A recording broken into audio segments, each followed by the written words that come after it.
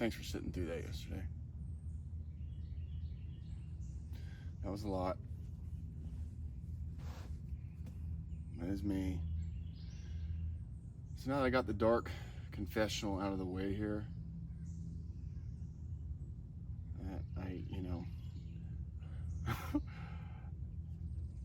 leave it to me to tell you that God told me I had to do that first before getting into what I'm going to do, getting into the details. So, yeah, had to get that out of the way. I know there's a lot of questions. So I'm going to hopefully answer a bunch of those here today.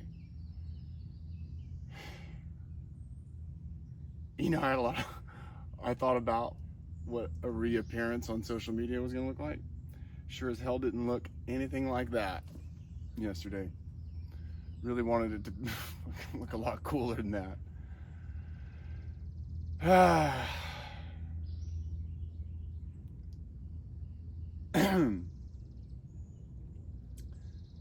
So where the hell was Joel at? The Joel that everybody has known and loved up until that point. Where was Joel in that? That's what I'm going to try to get into here. Remember, I'm still working this out, so you're watching me figure it out here. I do got some bullet points. Got a little bit of a framework here. But yeah, where was I?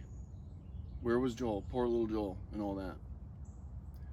So yeah, that's where I'm going to look to. And how much control did I have? How much accountability? How much criminal liability? Because that's what the temporary insanity defense is called in Arkansas. They want to know, did you know the difference between right or wrong? Which just seems so silly. It's like, of course, the person, no matter who they are, has to know when doing something like that what you're doing is wrong. And I thought about that forever when my lawyer mentioned that. And I was like, I don't know what to... Yes? Because remember, I didn't have at the time, I didn't have these darker these memories that came later. The experience itself, I suppose I'll get there.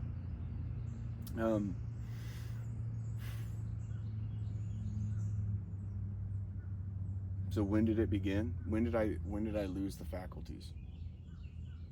November of 2023. That's when I would say a subconscious decision was made that ultimately led to a series of events that was going to lead to a mental collapse one way or the other. Physical collapse had already happened multiple times, but mental collapse, as far as the monster is concerned, I kind of knew it was coming from me. But I'm going to try to keep things a little bit more coherent for you. We're going to try to lay low on the monster talk, the shadowy talk, although it's going to be unavoidable, but I'll do my best here. So, yeah, obviously, I think I had mentioned my psychosis naturally that I'd been in for 4.5 years, which became an identity for me, would fluctuate in the fall around Scorpio for whatever reason. Just fluctuate. It would go up, and then the holidays probably pushing in on that, and then it would level out. I'd screwball on social media. It was kind of the same pattern, but then I'd just disappear for a while and just chill out and hang out with my family, and then that would bring me down. I was way mitigating it, but I was trying to use the psychosis to purge crazy out of the system. So that was the approach that ultimately failed miserably, or did it. But that's where I was at coming into the holidays here. Now, there was so much going on, and I went so hard on the TMI, and I'm going to do my best to navigate this and hold back on names, of course, and as much as possible in details, assuming certain people watching this will not know what had happened and not see me name dropping so many people. And by the way, I did look at my social media for the first time. It did get cleaned up. Somebody got in there and cleaned some stuff up. And then I'm like, okay, I want to leave it because there needs to be, I've always just kind of left it for the sake of just owning it. But man, I mentioned so many names. And I was like, I need to clean this up. And then I started to, and then if I mentioned a name, and then it ends up being like almost all of them. I got more cleanup to do in there. I'll get to it, or maybe I won't. just know that I tried yesterday. Very hard to see that. Very hard to see the monster. Looking at a dead man. It's like looking at a fucking dead man. I didn't even, barely recognize that. And that man died well, there was more than one man going on there, but that psycho died a miserable, miserable death. And that was me. A lot was going on in the marriage. I was feeling suffocated. Just not uncommon. Pretty common dude problem, midlife crisis shit. Not unique to me. The thing that was unique to me was it had a psychosomatic link to it that created actual suffocation symptoms of asthma. So I was experiencing, if I got pushback from my wife, who now this is a childhood regression event. Now I'm pushing back and rebelling against her, and it's creating these asthma attacks. So it got to this point. This wasn't the only two options, where asthma attack or go crazy. That's ultimately when it started happening, because the going crazy was the only thing that allowed me to breathe. Not an excuse. None of this is an excuse, by the way. I think I already laid out that this being a self-imposed series of events, tragedy, is a fucking understatement, man. So yeah, I had that going on. All the way up to Texas. So we're talking about poor little Joel here, and all of his pain and past and trauma and his deep, dark secret. And so yeah, I'm doing this fake it till you, I'm acting as crazy as possible on social media. I'm doing that for a secondary reason other than the darker reason. And so I'm doing that. And it is driving me crazy to do it, sort of. Not so much, because I was still baseline okay around the house. But as I was getting resistance, then I started showing it at the house, and then I started seeing my wife being terrified, right? She's projecting onto me, she's seeing what's coming and what the potential is intuitively, and you're already there, so what do? I start going there, because fuck you, that's why I'm like that far gone. I'm so tired of it. I'm being suffocated, yada, yada, yada. These are my reasons. None of this is okay. So yeah, after that, I'm not gonna fucking throw her under the bus anymore than I have. But after that, I'm spinning off now I'm getting manic ideas, all sorts of crazy ideas. And this was coming earlier, and I was kind of playing on them, joking on them. But now I'm just going ahead. Now the pain of my reality is getting too intense. So now I'm spinning off. So there's poor Joel that everybody's known and loved. He's spinning off now, going out and he's keeping up the same game on social media for more reasons than one. Remember, there's a kind of true reason, and then there's a true reason. But yeah, all the way to Texas. Now what ends up happening, because I'm skipping some details here, what ends up happening is, while the police are there, and they're escalated, and I'm trying to figure out, who is this family member that called? You're telling me, and then they're saying they don't know, so they're lying. That's a problem for me, because no family had called me on the phone at that point. So this is a massive break in reality, there. Now in jail that night. So where's Joel at? My wife did not answer the phone. A family member had called. Who else had my location, right? So we're talking about what I'm feeling. A betrayal that is so outside of our marriage, so outside of all that. And it does, to give up my location. Turns out there was another way he could get it I didn't even think of. But it wouldn't have been any better either way. But my location was pinned down, so I'm thinking, and based on the call that come in, it was very clear what was trying to happen there. And so now I'm thinking that my wife wanted this to happen, planned on this to happen, because I'm already kind of manic, right? So now it's slightly paranoid, and it's brutal that it came to that, Was I that far gone? So I'm thinking my wife wanted that. Turns out she had no idea this was done behind her back. No one ever cleared that up for me for obvious good reasons. But yeah, I'm sitting in jail like, this is what she wanted. She wanted me to go away. Everybody wanted me to go to prison, you know, because that's ultimately what they knew, you know, what I had in my car. And so, or, you know, say jail. This is what they want, and these are just my ideas. I'm not talking about what's true. This is what's true for me at the time, or what I thought. So yeah, my wife had no idea that this was happening. She was quite pissed about that. But at the same time, she's no longer talking to me because now she's fighting for survival. She's leaving, she's running, and then, you know, I'm on social media very quickly after all that. And then, yeah, run for your fucking life. Babe, go. This monster's coming. In which I kind of already was sensing that. Get the fuck out of here. I'm going fucking nuts. So yeah, brought that on myself. But that's what I'm dealing with now. That's what poor little Joel's at. You know, and so I'm now going into, I can't deal with that. Now I'm suffocating in jail around, you know, like late night. They take me to the ER. I'm like, I just need 20 milligrams of prednisone. Just enough. I knew I was in trouble. Psychologically, I knew it. And they were giving me feedback, no, it's all or nothing, you know, as if they were going to give me nothing. And I just was already, the monster was already emerged. And I said, all right, fuck it, give it to me. And then, fuck. I'm sitting there at 3 a.m.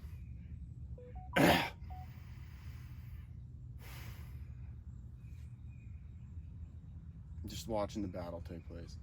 So Joel, our little Joel, is no. As I'm feeling myself, as I'm feeling this steroid kicking, you know, they're kicking in. And that's why I didn't want that much of a dose, but I accepted it. I needed to breathe, and I'm breathing now. But now it's just fuel for the psycho. Just fuel. And I was losing it, and I felt no, I'm losing control, and I've never felt that. And I'd already lost control in so many ways, at so many layers. But this this break, this is the psychotic break fully. The buzz of it, the high of it, intoxicating. But the break, the saddest moment, is that I cannot cope with that reality that my wife or any of my family would want that, would call the police on me to make me go away. We weren't there as far as I was concerned. It turns out that was actually true. You know, but I couldn't cope with that. This false reality. And so, yeah, I went full inferno. You know, there's Joel and then there's Joel. And so it was just a swap. And yeah, I was gone. So Joel's kicked off. And his memories of that are like, you know, the series of events is kind of gone for a little bit. And then it's full inferno from there. Okay. And now I'm focused on like one enemy here, right? I had to make up the story in my mind because it made no other sense, or made sense no other way, that my wife had been manipulated in order to be okay with this. None of that happened. But I had to figure out how, and I had no information otherwise. And so that was the story I had in my head. And so I got a clear enemy. And if you remember, that's exactly what I wanted. Not what Joel wanted, right? The Joel everybody knew and loved. So full inferno. Okay, you think I'm so much of a monster? You think I've gone completely crazy? Okay, well, you've seen fucking nothing yet. I'm going all the way. And that's kind of what the mind state was. I remember it.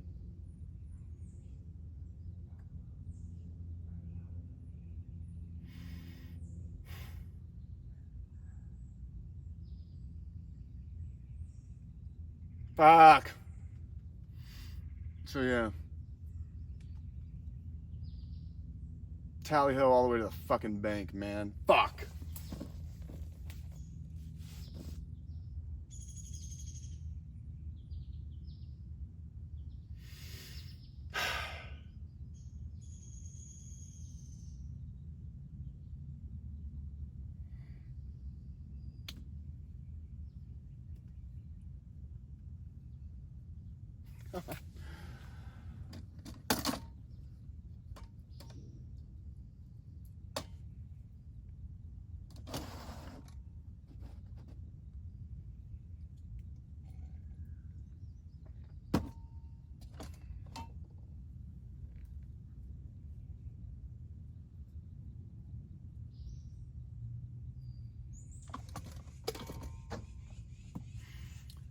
Yeah, it's Texas.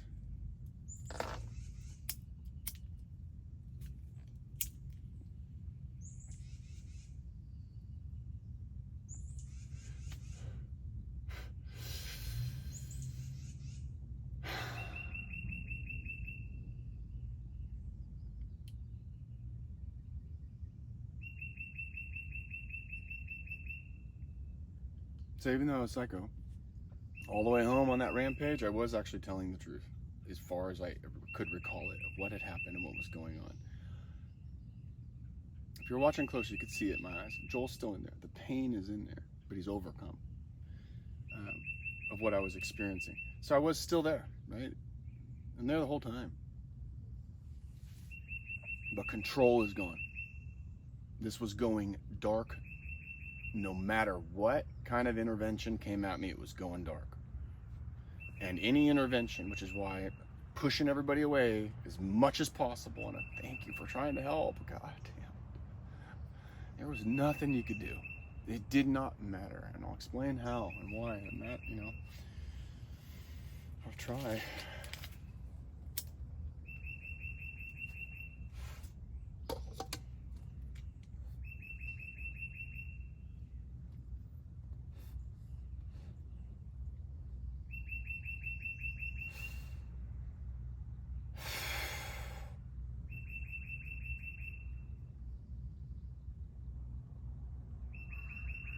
So I'm buzzing hard on this high, this psychotic high.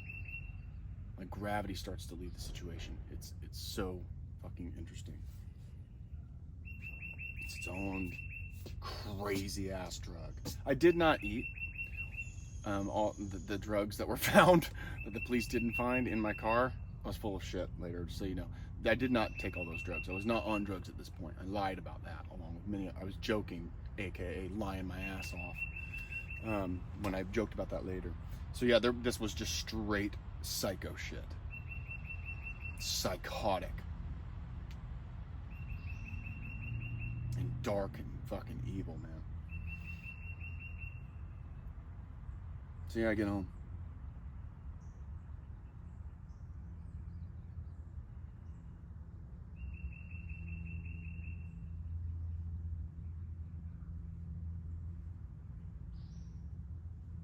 The jester shows up pretty damn quick, right, as an ancient coping mechanism. Laughing my way out of it at the ridiculous nature of the entire fucking thing.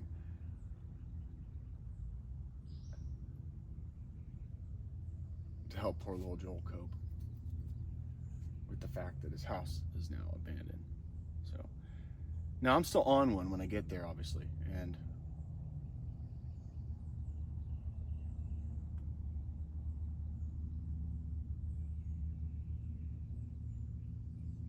yeah, and I record this video. Right at this point, I'm allowing myself to be possessed by anything. I had a playlist from my daughter going, her favorite song that she liked, and then the songs kept playing, and then one song, you know, had captured me. The nature of the song, whatever it was about it, was just like, let it take full possession. Whatever it is that the singer's trying to get out, the frequency of the voice, the frequency of the music, you know, full possession of that.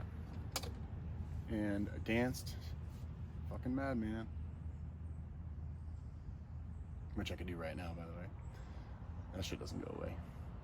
It was the most blissed the fuck out I've ever been in my entire life. Every movement was orgasmic in a way. I mean, it's actually practices Gabrielle Roth's work from like the late 60s, early 70s era, of course. Still exists today. 5 rhythms, ecstatic dancing. You know, you can all enter these altered states, and dude, dance has been a part of the human experience for healing forever. Nobody can deny that. You know? So yeah, I was overcoming the tragedy by blasting my mind out into fucking outer space. This is like a massive spiritual bypass, right? That's what you would call that. Like just getting the fuck beyond this reality that is so brutal I can't cope with it. And that's what the dancing's helping me to do. It's an avoidance strategy, which you can do with psychedelics too. You can just have all these problems in your life. Some people have been able to do this. You have all these fucking things you need to be thinking about, and you take a bunch of psychedelics and you just spin off and have a great time, and you don't end up meeting your maker. I have no idea how people do that, but there is a way to use those things, even ecstatic dancing, which takes you into a psychedelic experience naturally, you know. And yeah, so I'm dancing out in the fucking street, man, and I'm feeling myself coming and going from reality, and I'm feeling myself moving beyond my body. And then I go in to edit that video, and I see video evidence of exactly that. Now I don't know what the fuck to do with that. I don't know what to do with that. It's, you know, it's darker.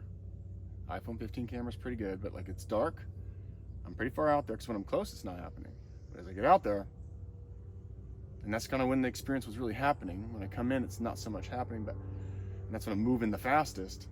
It felt like. But I don't know. I don't know. It's not helpful for me to be thinking I'm fucking magic right now, man. It's not. I don't know what to do with that footage. I don't know what to do with that phenomenon. I don't. It could easily be a camera effect. Right now, it's better for me to lean towards that, because that might be true. It's dark. You know, it could be an effect of the camera. I don't know, but I know what I felt. But for where I was at, seeing that, not helpful. Not helpful to me to see that. Because that kicked me out. So it not only is my reality so brutal that I can't cope with it, right? So I'm spinning off. Then to see that, okay, I'm clearly now I'm in a dream. Now this enters into something like a very vivid lucid dream. Not that I necessarily wake up from, but that is, the previous reality was the dream. Now I'm moving out. I'm going out in outer space. Now I'm somewhere else completely. It's the best way to describe that. And so yeah, you can, so now I'm gone. So hopefully that helps make sense of some things that I said and did beyond that. And yeah, walking around my house at that point, seeing like an abandoned home, you know, then that's when, you know, some serious voices started coming in. Maybe you are this monster that everybody needs to run from. You know, you're dangerous, you know, like, I mean it, and that was true, you know, but it was or not, I mean, not in the second part. Dangerous, yes. The monster that everybody needs to run from, yeah, that's also true, you know, but it was getting dark. And then it was, there's no fucking way. So that on top of that crazy shit in the video, on top of that, like, Joel's long gone now. Long gone. Out in a different realm where now he's playing in a dream. So here's what happened. In that moment, and I'm able to recall it. It's microseconds, but time was obviously a slippery little sucker. What are we talking, 7 days here?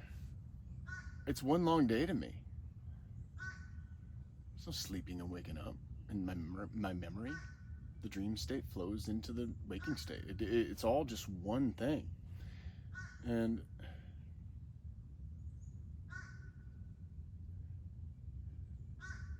I remember it. Mind blow. Pow.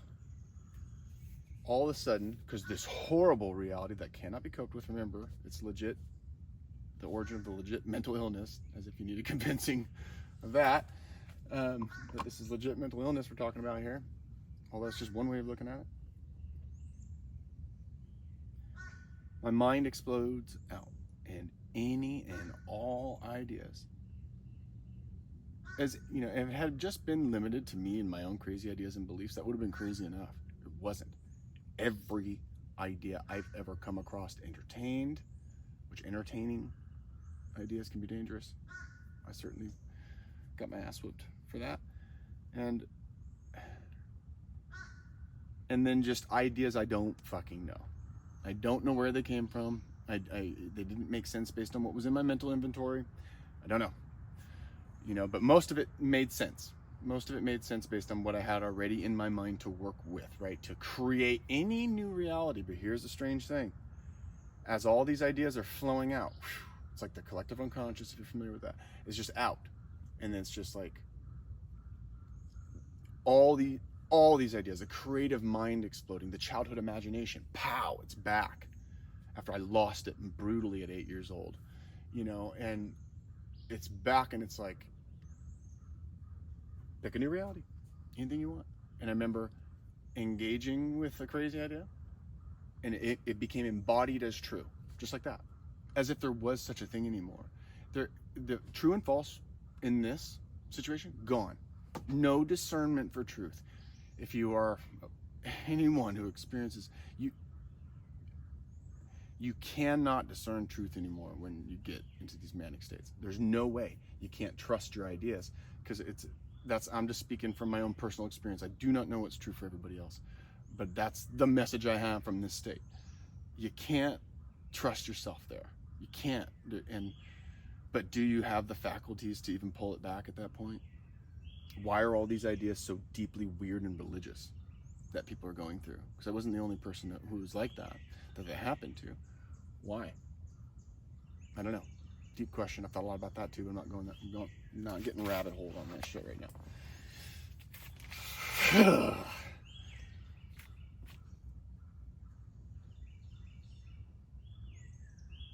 So yeah, true, false. I mean, lunacy. Up, down, left, right, day, night. None of that mattered anymore. And so you could say Joel is released of all kind of liability still, right? He's gone. Our justice system certainly has some grace around that, as harsh as it can be. But in God's court, when I fell under judgment, no. I didn't get away with anything. And you know what I got fucked over? You know what I got pinned down the hardest for, in certain ways, was the shit that I did well, that I thought I did well, but not good enough.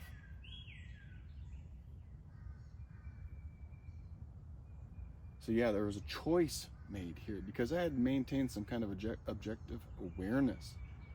Psycho's watching, toying with myself. I'm toying with myself.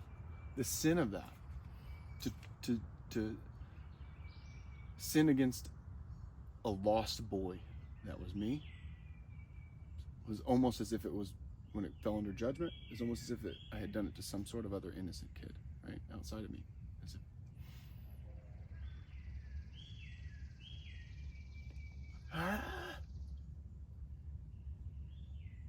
So yeah, I made a choice. Fuck it. Curiosity killed the fucking cat. I've never been in that mind state before. It may help to know that my passion, my area of work, everything is around exploring the deep realms of my mind, the human mind, other people's experiences, researching that, hobbies, passions, line of work, study, area of study. It's all that. I would love to just fucking binge watch something. Who's been in the Super Bowl the past fucking decade? I don't know. How was Breaking Bad? I heard it was good. Game of Thrones? Heard it was great. I would love to be able to watch. First of all, I don't have time as a father. The kids want to know, why does the TV have all of that attention? And I can't get that kind of attention, so I have to be more important. So daddy, it just doesn't fucking work, But outside of that, I can't. I wanted to know. Still want to know. Can't stop that seeking. So I had never been there before. I wanted to know. And remember, I had this like intuitive pull to go. Just go. I'll protect you. It's okay. I'll protect you. It's okay. That was going on too. So yeah, I fucking let go. And in microseconds, this entire satanic narrative, boom. And I maniacally laughed at how ridiculous it was. And I went to bed in that state, kind of knowing it's bullshit, right? As if there was such a thing. I woke up and it was fucking real. That's why it seemed like there was so much going on. The FBI was involved, and I'm asking for money and shit. Like that is when it's because so much had happened in my dreams that in it became real. And I woke up out of the dream, took it right into reality, not even differentiating the difference between the dream state and waking reality. But then as I woke up throughout the day, just kind of like lost interest in it. Just faded away. Okay, so to go hard on this narcissistic idea, like me, look at it, is it that? Yeah, totally, undeniable. Is it like this horribly mentally ill state? Yes.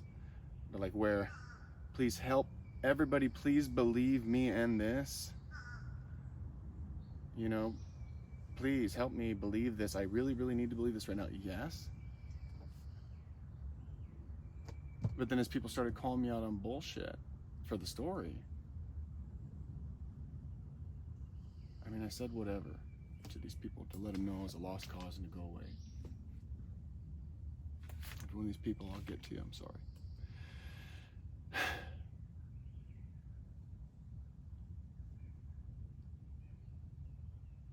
But internally, yeah, it was like my attitude here. I really had to meditate on this. What was the attitude? The attitude was like, what the fuck does that got to do with anything? That really was it. Like, what the fuck does, you're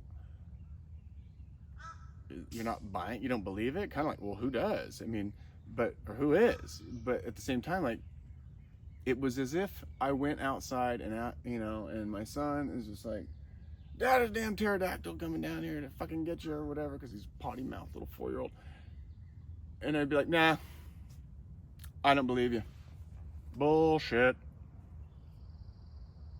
He would just be like, okay. And that's exactly how I was when people were doing that. So what does it tell you? What is it? It's imaginary child's play. Because you're trying to find your way back home, as far as I'm concerned, in that state. Like you're just trying to get home. Trying to find the lost kid. Self-abandonment, culture-wide problem. Yeah. And yeah. So if you didn't want to fucking play, get the fuck out of the way. That's kind of what it was. And what do kids do in imaginary play? They're the main character. They're the hero. Everything has happened to them. They're the princess. They're the hero. The savior. They're, whatever.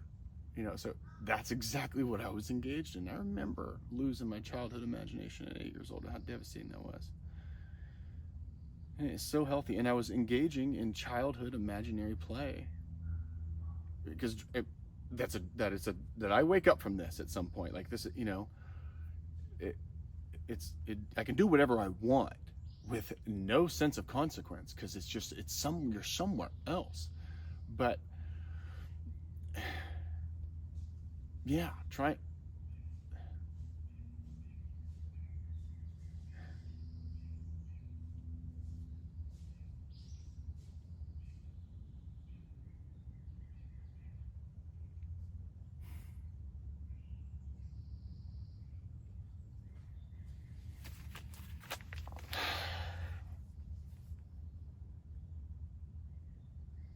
So I think here with people trying to help,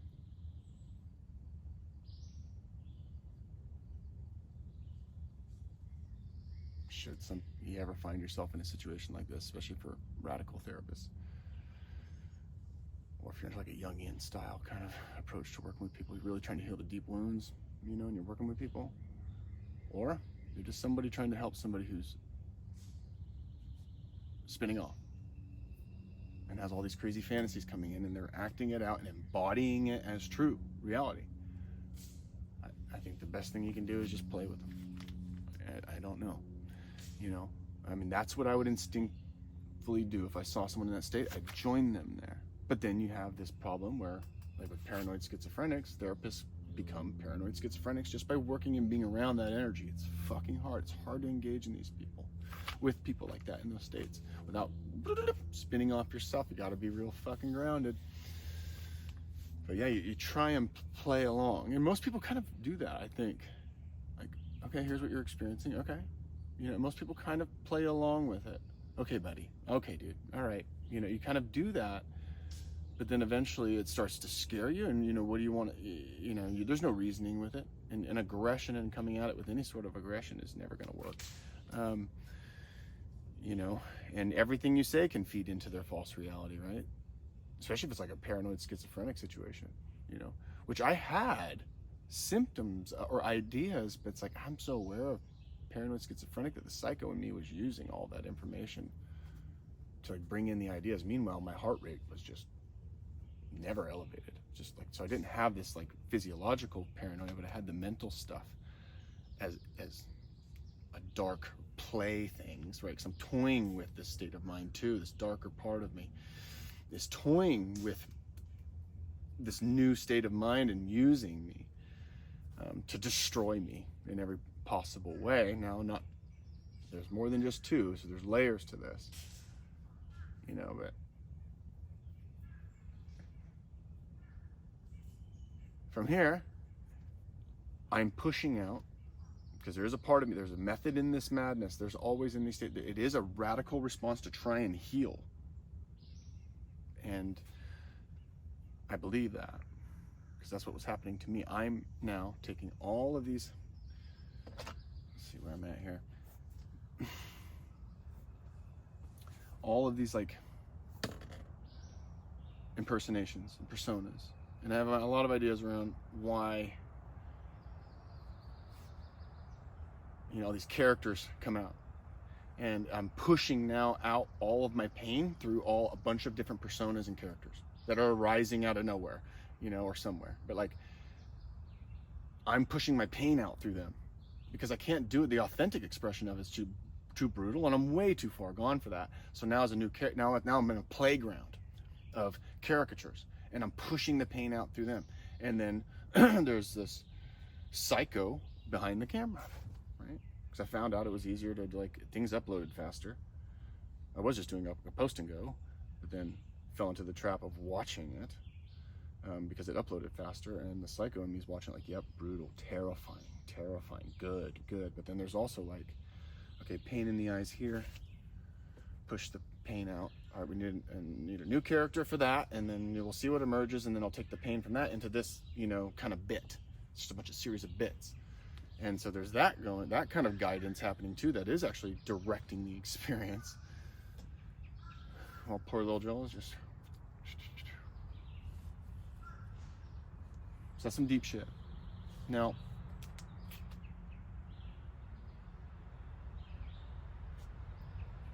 there's a documentary, and I didn't get reminded of this, and it certainly was helpful that it came to mind way later in jail, about this documentary I watched that Jim Carrey made about him playing Man on the Moon, Andy Kaufman.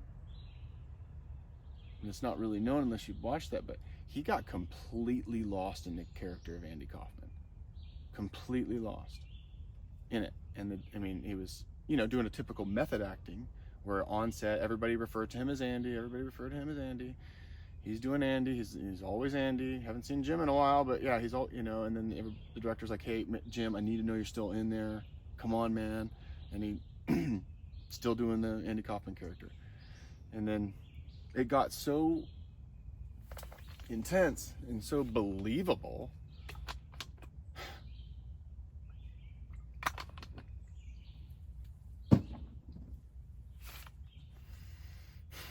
that, you know, like, I'm not quite sure, but he was saying things that it got so intense and believable that they called Andy Kaufman's family and were like, if you want to talk to your son, your dead son, or your dead, you know, brother, whatever the family was, Jim's got him, so come on over to the set. And They did, and it's like they were able to have a deeply healing conversation with their dead son through Jim Carrey. And so that's what happened. And so for Jim, he's gone, and his brutal reality of himself and all these characters is a fascinating story there that I've related to. So he got lost inside of that character.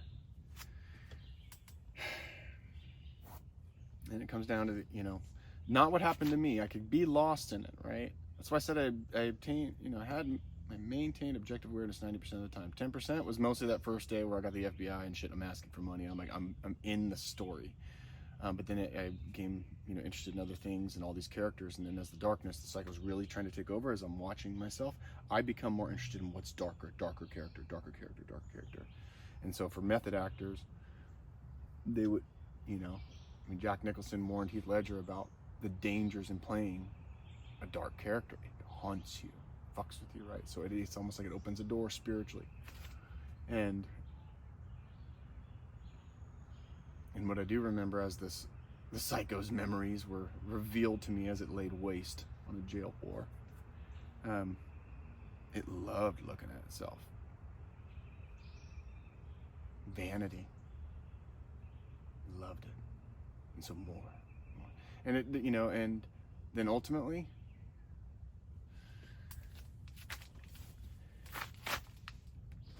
at this point, I'm fragmented so hard, and I got all these characters pushing out that my body is weightless, like pure weightless. And there's all kinds of therapeutic value in that, but it was,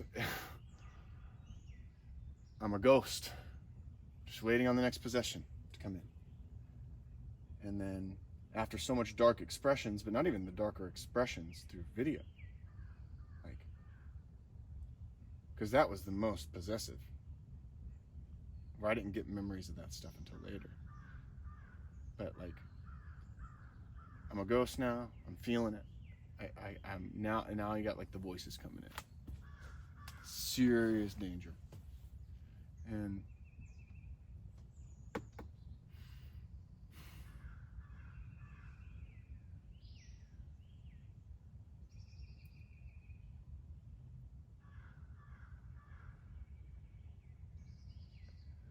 describe this dialogue. I don't know if I can. A lot of voices in my head, all battling it out.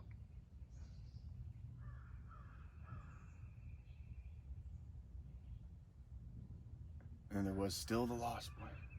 They wanted you in jail. You need to go to jail now. And then there was reasonable ones. Yes. You need to be strategic about how you get there, so you have a little bit of control over sentencing. I'm thinking he needs about 6 weeks. Shit like that. It's like this fucking this dialogue is just insane. No words for how insane that shit was. And so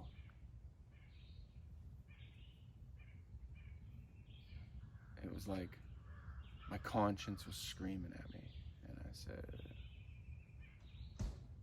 to get safe, right? It was coming at me now. Scream. Nobody's gonna feel safe until you're safe and you're secure. It ends now. You have to end this. And you're too far gone. Look what's going on around you. Come on, and everything was pointing towards jail. And why? Because I've known that's in my story, because it is my deepest, darkest fear. It's the opposite of what I love most: my family, my freedom. And I knew that was the only place I'd never be able to escape God. And ultimately, it's like this horrible knowing and thinking that was the case. This becomes like a psychotic, self-fulfilling prophecy that had to be fulfilled. And I'll have to talk about that another time, because all of this shit has kind of happened before in an out-of-body experience. So that's why it was so easy to take part in, because I kind of knew how it ended in a way, but I also didn't, because of some serious deception that was going on inside my mind. And then I'm going to the bank. I got this deputy that's I've been talking to and letting him know if I leave, here's where I'm going, here's what I'm doing. So I know, part of me knew. I knew the guy was just trying to help. But it's and thanks, dude, if you're watching. Thank you. I actually have your phone number, and I will consider calling you, or you can come visit me. I probably won't be too hard to find for you. Thank you. So I map out my location. I'm heading to the bank to do withdrawal. I'm heading to the store, tobacco store.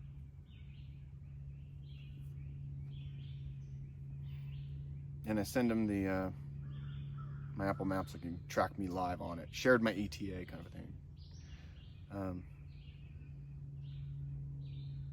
And then I'm going. I gotta pee. I think I can pause it this time. Let me see. Yes. Okay.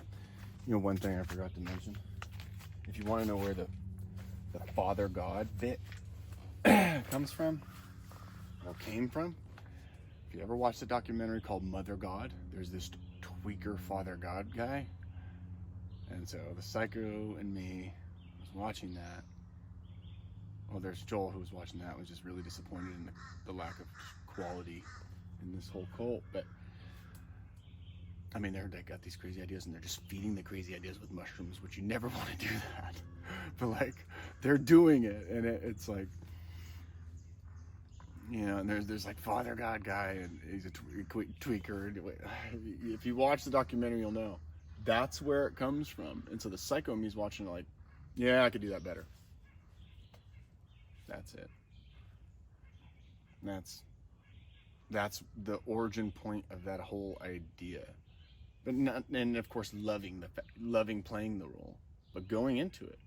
So that's my version of that. My psychotic, theatrical fucking version of that. Along with so many other things that were capable of feeding into it. All the way to the bank.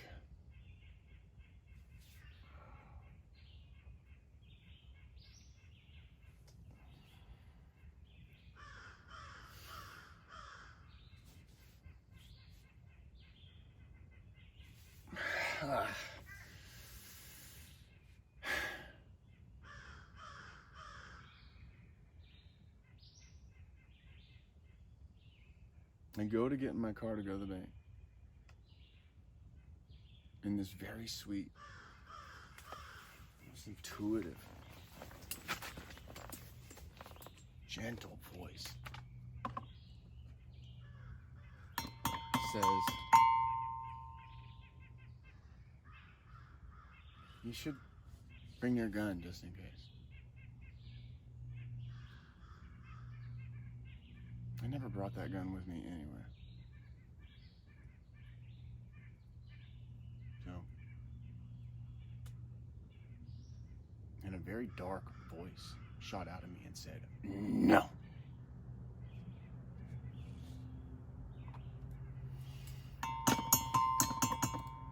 So darkness acting as a barrier for further darkness, it shouldn't be that strange of an idea, because our soldiers are doing it all the time. Righteous warfare, right?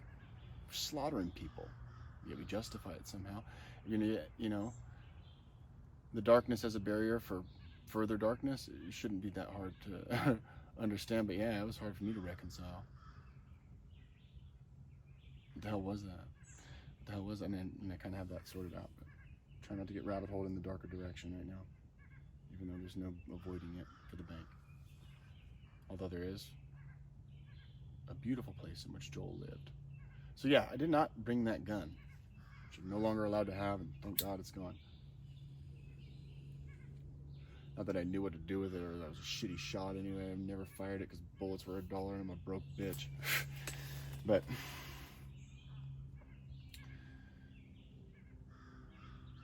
yeah, that dark darkness showed up just like that. And that's the same darkness that went into the bank, with a lot more pain.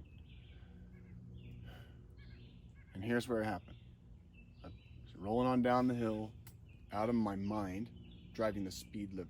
Out of my fucking mind, driving the speed limit just fine. Driving just fine. I think I'm flipping everybody off at that point. Ghost, the memory of that is just like such a simple state of mind. And gravity's gone now. I'm almost weightless. It's just the high of a lifetime. Truly, I'm leaving the situation. I'm floating away. And I get down to the stoplight. I see the bank, and I pop out.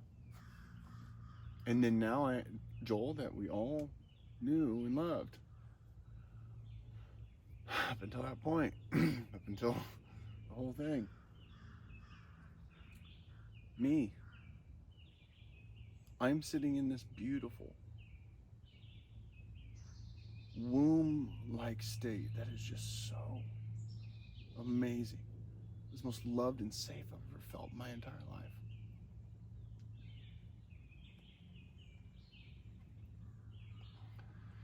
You know,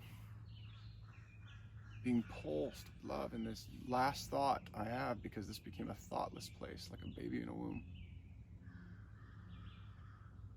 You're going to jail, son. It's the last thing I heard. And you know what? I didn't care, because death, even, wouldn't matter. It's the most safe and loved I've ever felt in my entire life. It's beautiful. Meanwhile, boom. Cigarette, cigarette, cigarette. Inferno.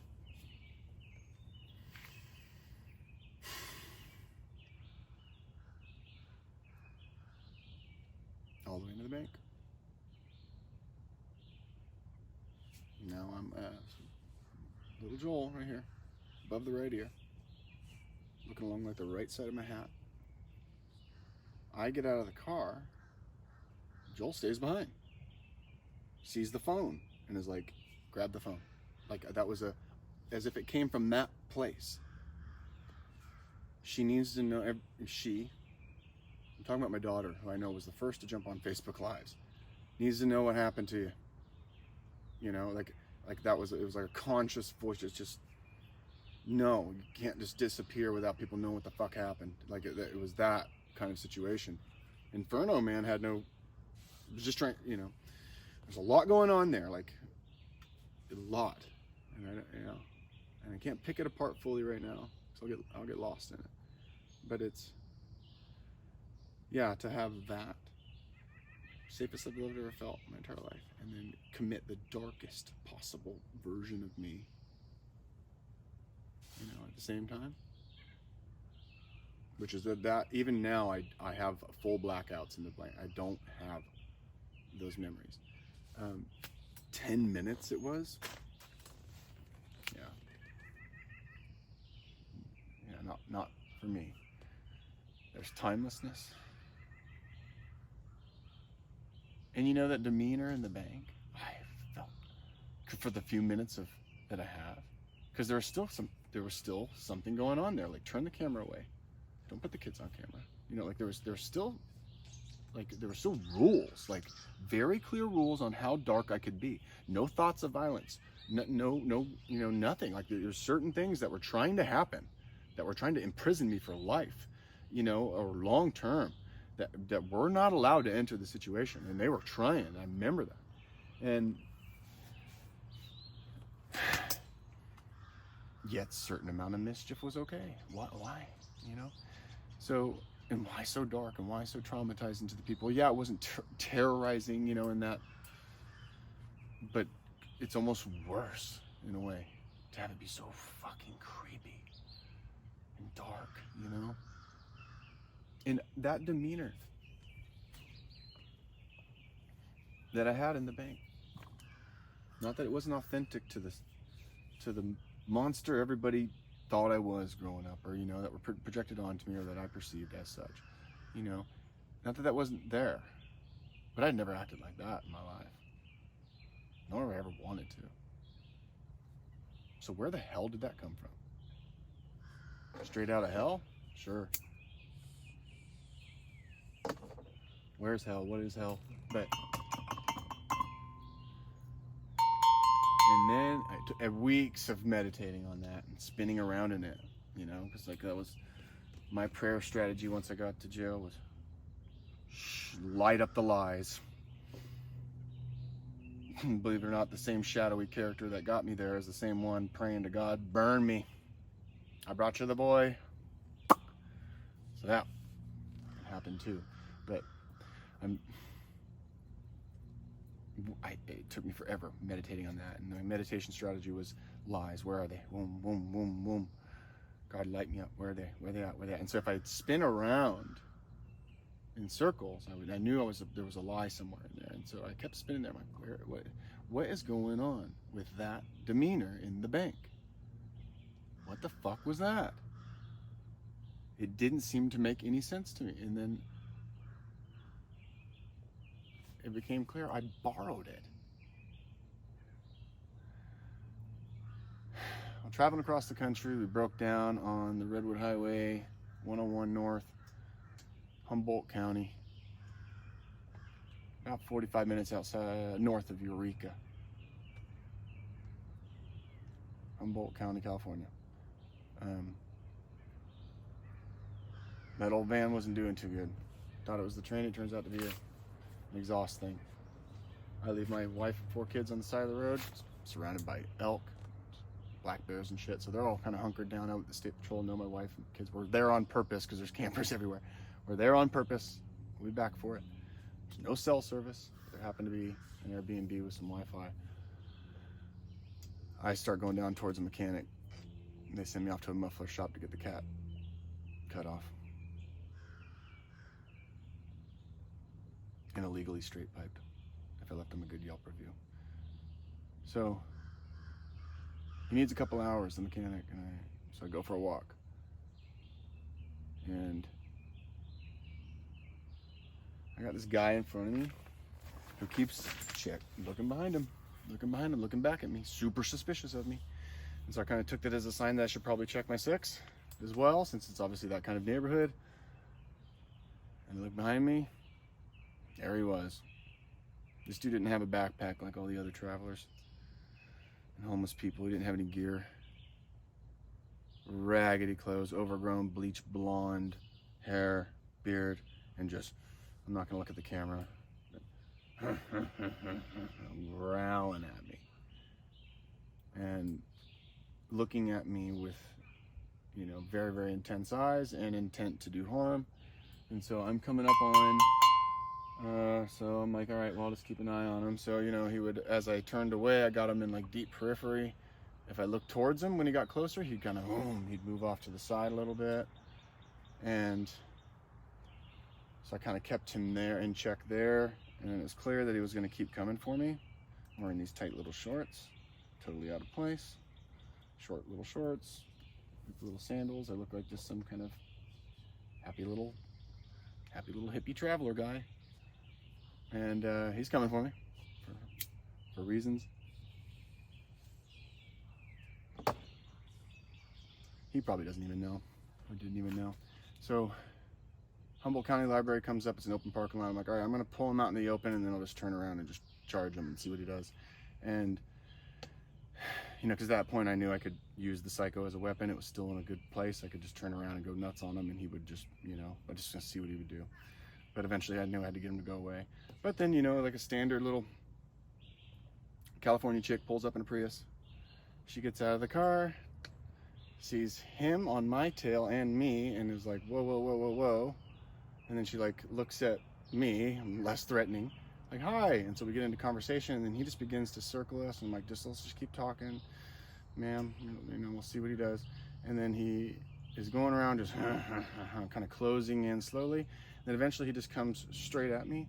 And so I had glasses on, and so I just looked at him and I said, man, are you gonna be okay? You know, So I gave him compassion instead of the fear he desperately wanted. So, and that broke his reality, and then he just went away. And I was fascinated with him. And had I not had to stay with that, I would have just, everything in me wanted to chase him down and get his story. Dude, like, how the hell do you end up like that? Where your sole intention is to create fear in the people around you, And that's your fuel. That's the high you're looking for, man. Like, how do you get that dark? And I wanted to know.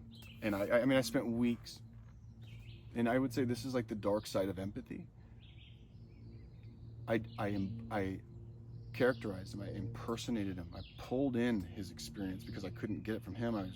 I took everything I had learned from the look in his eye and everything, and I embodied it. I practiced it as kind of like a shadow work kind of thing,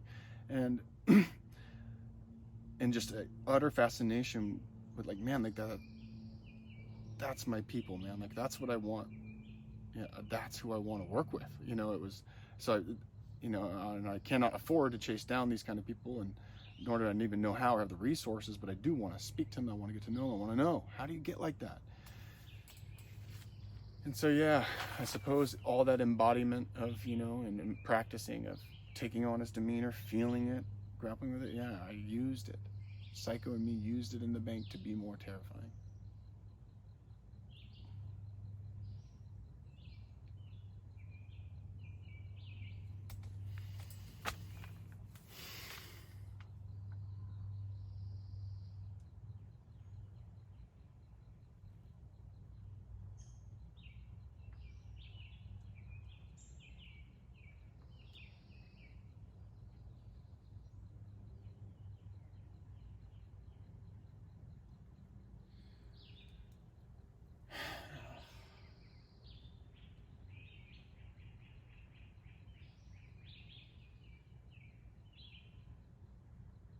I'm trying to keep the shit show off camera for you.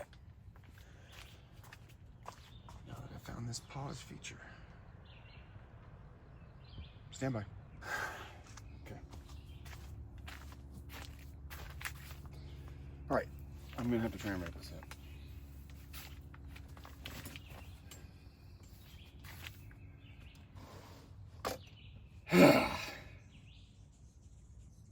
Put you through a lot yesterday.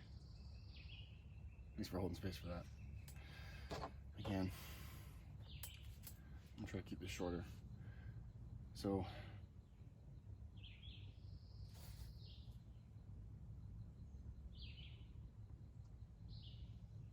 once the police, guys, girls, sorry. To have to look that in the eye like that? Like, what the fuck are you dealing with?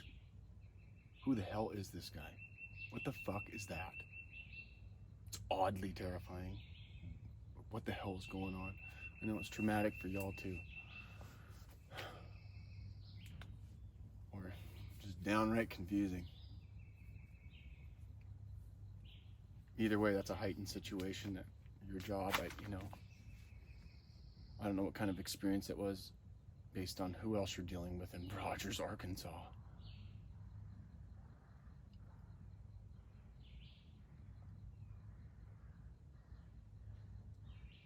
But damn it, I'm sorry. Like, how do I make that right?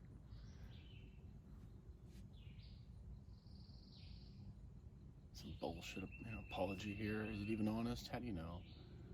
I don't know. The only thing I can do is just do a hell of a lot better, right?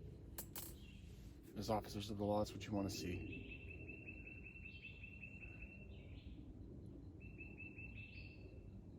So that's what I'm going to give you.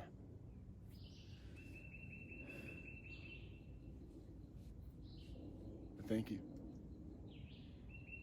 Thanks for not tasing me. What the fuck? It was also very smart. It was so smart not to, That was so smart. For liability's sake, for all sorts of reasons. Really good call on whoever was making that call. really good call. I don't know what that means coming from me, but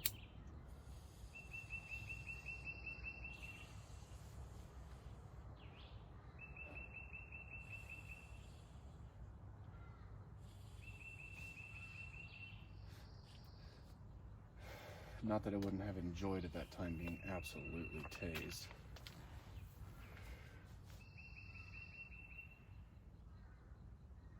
Like a dog with rabies just dying to be put down.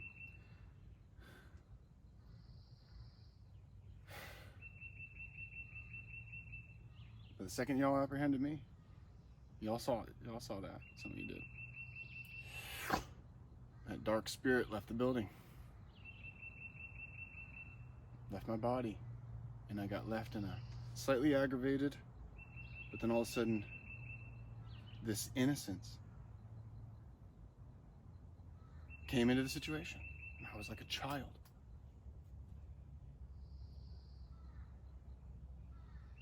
Unaware of what I just did. Fascinated by the people around me. And I'm sure some of y'all, this was on the news, and I'm assuming everybody found my Facebook and all that stuff, so I'm assuming you're gonna see it.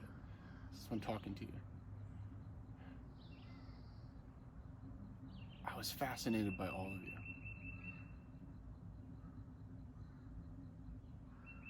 I loved every single one of you. Like, you were my friends, like you were my kids,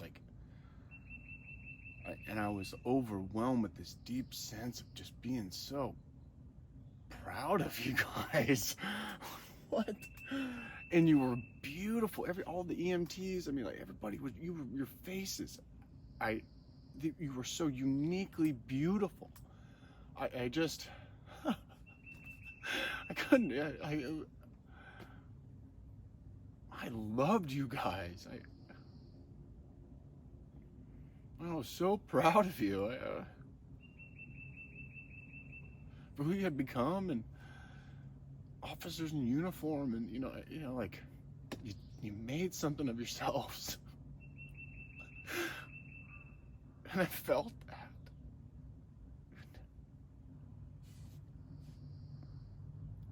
You were good people.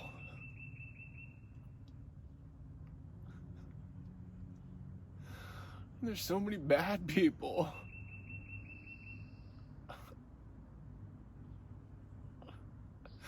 But yeah, you're the good ones, I was proud of you for that.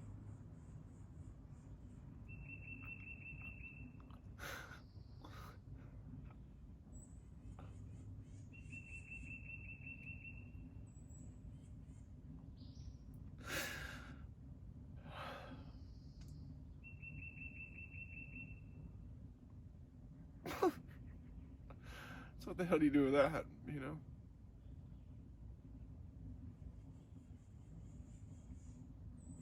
Can't remember your name, the dude that drove me to the station.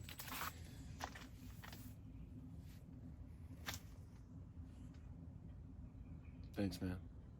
It's great talking to you. I'll never forget your face either, man.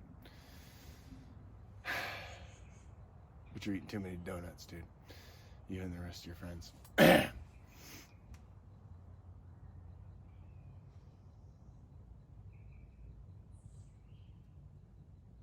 And then they gave me, in the holding tank, they gave me food. And I opened it. It's like a to-go container. And I smelled it. And I have not smelled that smell since juvenile detention in Washington State. Whatever is on the food, you can call it preservatives, whatever you want, it's sedative. And I knew it. And back came the psycho, and I psychoed my way for, through a series of like 3 to 6 days of just, the first 3, and then the 6, and then also the day 20 of the night of the 20th or whatever is when most of that fell away. But it still lived on. So yeah, let me try and wrap this up. So yeah, statistically, I am high risk of something like that happening again. right? Why am I not a statistic? Because I didn't medicate. Statistically, people like that get medicated, antipsychotics, something.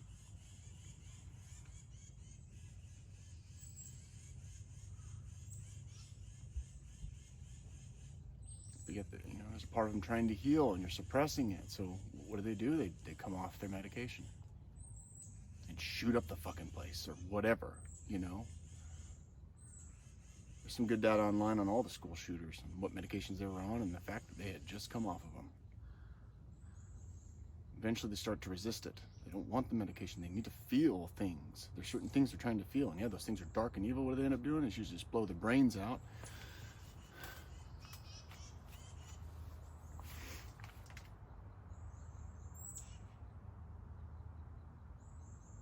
So yeah, I know. For me to try to convince everybody this was a fucking one-time show for me, it's pretty low. Credibility's never been more in the gutter than it is now. And what's it like for y'all and Rogers here? The town, a beautiful place that we tried to start a life and really wanted to raise our kids here. It's gone, man. We lost everything here. Yet here I am. So what's it like for you to know I'm roaming around this town? Fuck, man, I don't want to be here anymore. I want to get back to my family. I don't want to be here anymore, and y'all don't want me here.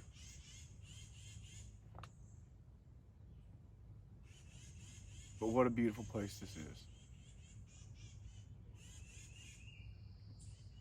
And what a loss. So many of y'all have lived here your whole life. So I think you kind of take it for granted, It's kind of what I saw. This place is beautiful. The green, the lush, the people.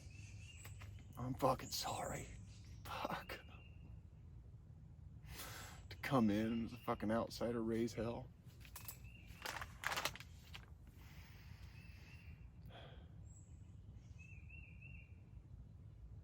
Yeah, I'm sorry. I'm so sorry. I'm trying to get out of here.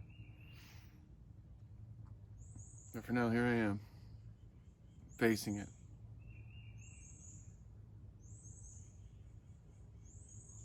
Sitting still.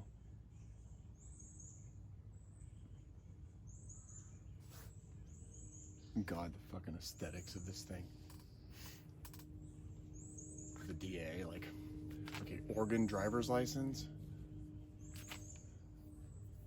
Yeah, I descend into madness, and I become some sort of dark Robin Hood, anti-corporate,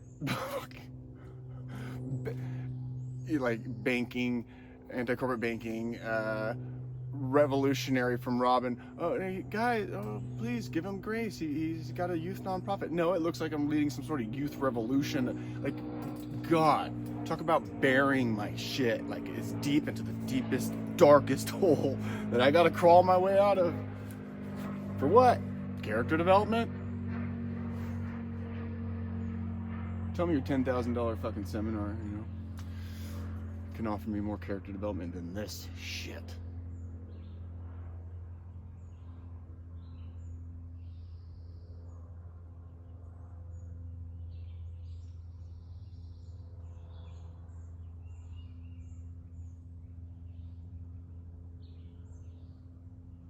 All right, I'll see you in the mirror. Don't forget about the puppy.